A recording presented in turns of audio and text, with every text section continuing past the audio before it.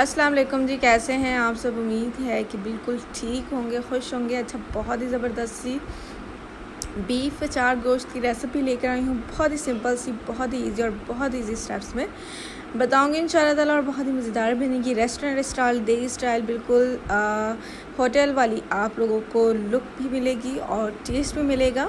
Start करने से पहले अगर आप लोगों ने मेरे चैनल को सब्सक्राइब नहीं किया है तो जाके जल्दी से सब्सक्राइब कर दें और बेल आइकन के बटन को भी दबा दें ताकि इस तरह की वीडियोस आप तक पहुंचती रहे। चलिए जी स्टार्ट करते हैं। यहाँ पर ले लेते हैं प्रेशर कुकर। ठीक है, आजकल तो प्रेशर कुकर बहुत ही यूज़ हो रहा है, बहुत ज़्यादा यूज़ हो रहा है। और जिनके घर गैस की कोई मसला नहीं है तो वो लोग दूसरे किसी भी बर्तन में बना सकते हैं, लेकिन यहाँ गैस का मसला है तो हम लोग इसी में बनाते हैं। अच्छा, यहाँ पर बीफ लिया है मैंने, हरी मिर्च तकरीबन 5-6 ली हैं और हाफ मैंने काट कर ये ऐड कर दी हैं। तकरीबन 1 अदद मैंने प्याज ऐड किया है और यहाँ पर लहसुन के जवे लिए हैं और सिर्फ इतनी सी ये 2-3 चीज़ें इसके अंदर ऐड होंगी। उसके बाद जी हस्बे ज़रूरत नमक लिया है, तकरीबन मैंने 1 टेबल स्पून इसके अंदर डाल दिया है। 1 टीस्पून इसके अंदर जी जाएगा हल्दी पाउडर का। ठीक है, ये टेस्ट के लिए है और इसके साथ कलर बड़ा प्यारा आता है। ठीक है, ये आप लोगों ने इसके अंदर लास्ट में ऐड करना है। दूसरा आप लोगों ने इसके अंदर जी डालनी है सुर्ख मिर्च का पाउडर है। ठीक है, ये तकरीबन 1 टीस्पून इसके अंदर ऐड कर दी है। और पानी जितना भी आप लोगों का प्रेशर कुकर इसको गलाने में लेता है उतना आप लोगों ने ले लेना है। ठीक है, यहाँ पर अब दूसरी जगह हम लोगों ने ले लिया है घी। अगर आप लोगों के पास कुकिंग ऑयल है तो वो भी यूज़ कर सकते हैं। टमाटर तकरीबन 3 अदद ऐड कर देना है।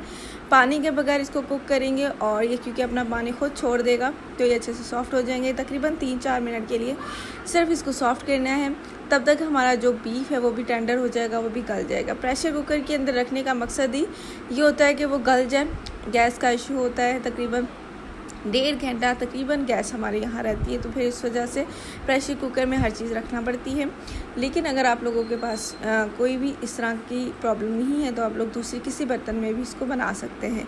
और यहाँ पर तकरीबन मैंने ले लिए हैं 2 टेबल स्पून अचार गोश्त मसाले के। ठीक है, ये बहुत ही फ्लेवर होता है और दूसरा एक इसकी खुशबू बहुत प्यारी होती है और इसका टेस्ट जो है ना वो अचार गोश्त वाला फ्लेवर देता है। तो ये आप लोगों ने इसके अंदर लास्ट में ऐड कर लेना है। कोई भी ले लें, शान ले लें या फिर कोई भी ले सकते हैं, नेशनल का भी। अच्छा, यहाँ पर मेरा बीफ टेंडर हो गया था अच्छे से, इसको भी मैंने ऐड कर दिया है। बिल्कुल पानी खुश कर लेना है उसका, क्योंकि टमाटरों ने पानी इसका बहुत छोड़ देना है। तो आप लोगों ने अच्छे से इसको खुश करके इसके अंदर ऐड कर देना है। हर चीज़ गल जानी है, क्योंकि आप लोगों को अंदाज़ा ज़्यादा होगा कि आप लोगों का बीफ कितना पानी लेगा, तो उस हिसाब से आप लोगों ने पानी ऐड कर देना है। ठीक है। अच्छा, यहाँ पर गरम मसाला तकरीबन मैंने इसके अंदर 1 टीस्पून इसके अंदर ये ऐड किया है। 1 टीस्पून इसके अंदर ब्लैक पेपर इस्तेमाल किया है, काली मिर्च का।